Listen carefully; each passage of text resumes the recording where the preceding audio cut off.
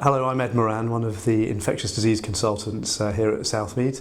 We're a small department, there are 4 of us, but obviously the last year has been a very big one for us.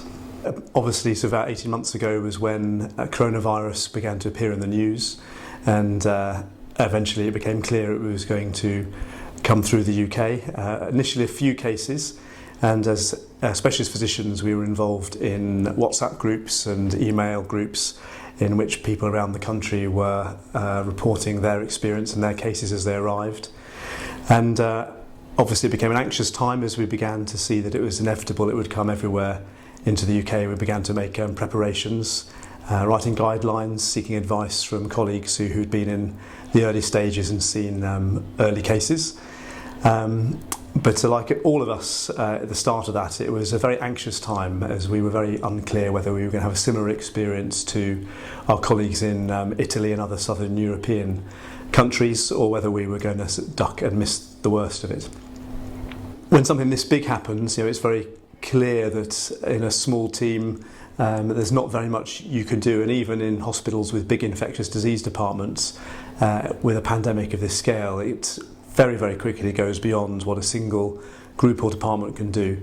And I think what was really impressive and striking across the NHS, but also experienced personally here at Southmead, was how people, once they got a sense of how big this was going to be and how significant the preparations we need to make were, everyone jumped up into gear, and traditional boundaries dissolved somewhat. People who previously perhaps worked only in a specialist area were willing to work out of their comfort zone. Rotas were rewritten, people worked night and day to sort of change working patterns.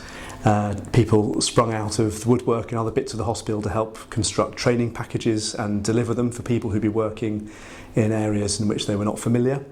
And everyone was aware that different people will be having to do different things and taking account of that.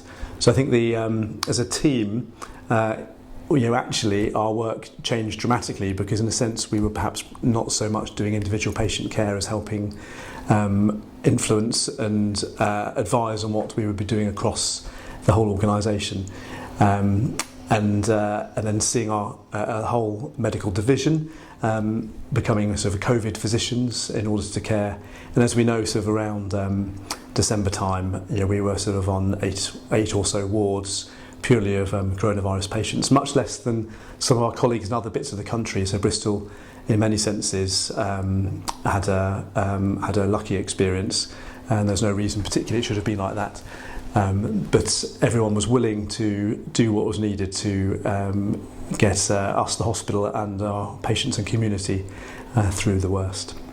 At the beginning, just as it became clear that things could be very bad, and luckily they were not as bad as they could have been, but that was quite a stressful time, as I think we all found. And uncertainty is sometimes perhaps the most stressful thing to deal with, almost more than reality in many respects. And I think sort of that time before cases began to increase back in sort of February, March time was, I think, sort of for me and for many of us, the most stressful time.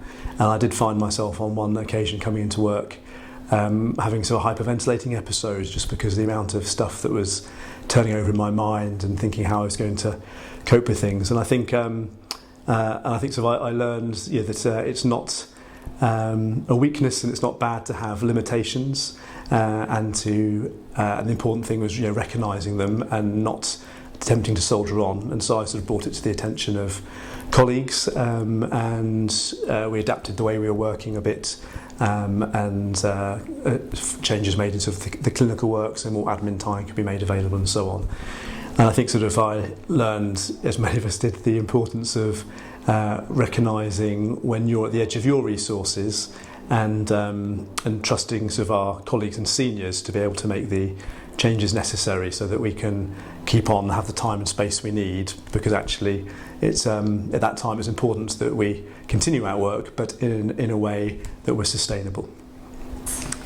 Yes, well, I'm no less busy in a sense than during coronavirus, because it's now obviously working out which of the changes we've had in our working practice over the last year are important and helpful ones, which we should continue with in terms of caring for patients remotely, the IT changes coming here at Southmead over the next year and how they could be leveraged to deliver care in new and novel ways.